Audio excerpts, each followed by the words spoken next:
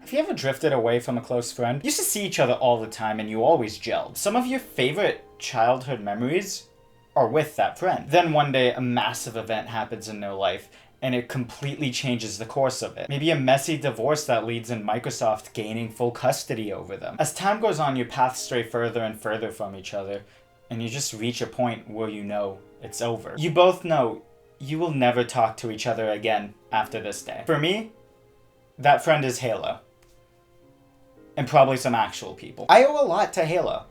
It's the reason why I started playing any games that weren't on a Nintendo console. Summer 2008, a close family friend bought a 360 and a copy of Halo 3. Growing up, my friend group and my elementary school as a whole was heavily weighted towards Nintendo. It was my first real experience with a non-Nintendo console. One thing a lot of my favorite games have in common is that they introduced me to an aspect of gaming that I end up loving. Paper Mario, A, introduced me to games, and B, introduced me to RPGs, which eventually led to my love for JRPGs. Brawl was basically my first experience with Smash, and Marvel vs. Capcom 3 was my first true experience with a fighting game. Ocarina of Time introduced me to my favorite series of all time, and Borderlands 2 showed me the power of an extremely replayable game.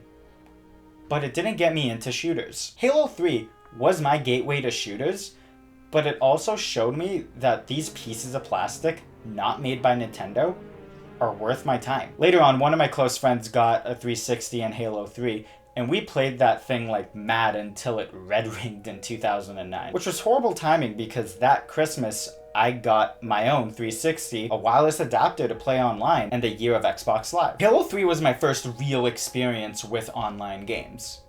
Like, yeah, I played some Pokemon battles through Wi-Fi and some Brawl online, but they were never an online community for me. Halo 3 was the first game to give me that community. Because of Xbox Live, I was able to play with a buddy on my hockey team and his friends. The bulk of my Halo 3 online experience... Why did he have to make a noise? The bulk of my online experience with Halo 3 was getting into random ass lobbies with my friends and playing weird custom games. So many times I would turn on my Xbox, get a party invite, and just play a massive 16-player game where I only knew like 3 people. It was like getting invited to a house party because your friend is friends with the host's friend. I didn't just use my 360 for Halo 3.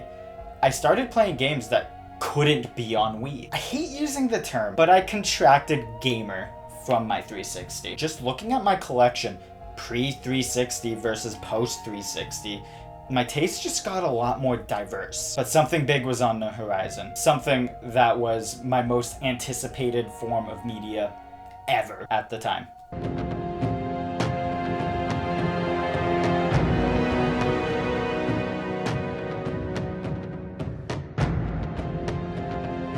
I will never forget the day the Halo Reach beta came out. I rushed home from school to download it. Sadly, it was 2010, and good download speeds didn't really exist yet in Canada. I had my Xbox downloaded in my room while I was watching Phineas and Ferb in my parents' room, and I was constantly running between those rooms checking the download. I think that might be the most 2010 memory I have. Then it finished at like 8 o'clock. After like 2 hours of trying to get into a match, I played a single one that night. It was truly heartbreaking to wait all day for a game to download just to have the servers not work. I didn't care though. I got to play a match. That's all that mattered to 8th grade Matt. Trying to get into that first Infinite flight brought back those memories of Halo Reach super hard. Halo Reach's beta is my most played beta by far. The only thing I can think that even comes close is Overwatch's. Looking back at Halo Reach's hype cycle, it clearly wasn't as good as Halo 3's. That's why when I reminisce about it, I have more memories about Halo Reach's beta than the launch of the game. 3 had the perfect mixture of hype, great ads, it being the first 360 Halo, and the long wait to finish the fight. I wasn't there for any of that. So Reach feels like my Halo, much like how The Force Awakens feels like my Star Wars. Yeah, stuff was better back then and shit really fell off a cliff here, but this is mine. I played the hell out of Halo Reach for like a year, and I only really slowed down on it because other games were coming out. After that point in my life, I owe a lot to Halo because it introduced me to a massive side of gaming I would have completely missed. But it wasn't just games. Halo helped me get into the deeper side of video game YouTube, mostly thanks to Red vs. Blue. I didn't realize it until early this year, but Red vs. Blue really influenced the type of humor I write and how I like action scenes playing out. I was watching YouTube for around a year, 2 years at that point, but it was mostly just Smosh and Let's Plays of Nintendo games. I didn't get into the greater side of gaming YouTube until after Halo 3. That's when I started watching like Machinima, Inside Gaming, Screw Attack, game trailers, and The Angry Video Game Nerd. I started watching all of that stuff after Red vs. Blue, and I don't think I would have started if it wasn't for that show and my love for Halo. Straight up, I wouldn't have this YouTube channel if I never played Halo back in 08. My whole gaming career is because of Halo 3. But this story isn't fully happy. As time went on, I stopped talking to those friends on Xbox Live, and even the ones I added on Facebook. I remember the last time I talked to one of my buddies I met through Halo. We joined a party together, and we just didn't know what to say to each other because it was like 2 years since we last talked, and we were awkward high schoolers. One by one, those friends I played Halo 3 with all the time turned their Xboxes off for the last time, and those custom game nights died out. Offline for 2 years, 4 years, 7 years just became a more common sight. Even my old Xbox Live account has suffered the same fate because I've lost that email to the sands of time. Then Halo's parents had their messy divorce. One thing I need to bring up before I move on to Halo 4 is Call of Duty. I enjoyed a single COD game. It was Modern Warfare 2, and I was pretty done with the series after playing a little bit of Black Ops. Even when I liked it, I greatly preferred Halo. There was always something about COD I never really gelled with. It was the progression system and the time to kill. There's never been a point in my life where I wanted to play a COD game over a Halo game. If I'm going to shoot my boys, it's going to be in Halo. Why do I bring this up? Because I always felt like Halo's new mom wanted him to be more like COD than who he was. Halo 4 seemed like a game made by Halo fans trying to get their COD friends into Halo. I hated the loadout system in Halo 4.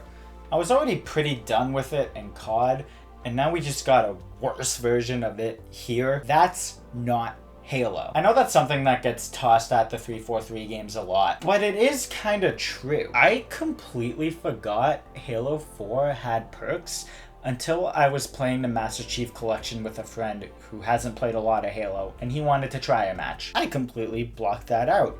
I thought you just chose what guns you wanted to start with. I never really liked the perks in it. Even then, I find that the loadout system really takes away from the arena shooter aspect of it. This is not Halo. I shout at the 343 Halo games, but they just look at me and say, this is Halo now. See you later, Halo. Halo 4 is the only Halo campaign I've started, but never finished out of all of the Halo games I've played. On top of that, it's no competition, I just played it the least. Halo 5 gets announced, and I'm cautiously optimistic, but it doesn't matter. I have a PS4, not an Xbox One. I cut off all ties to that friend. Halo 5's launch sticks with me the most out of every Halo launch, because I remember waking up that day and thinking to myself, I never imagined the day I wouldn't be getting a mainline Halo game at launch. Middle school me would fucking kill me, only to kill me again after he heard that I got a PS4 over an Xbox. The failure of Halo 5 stung,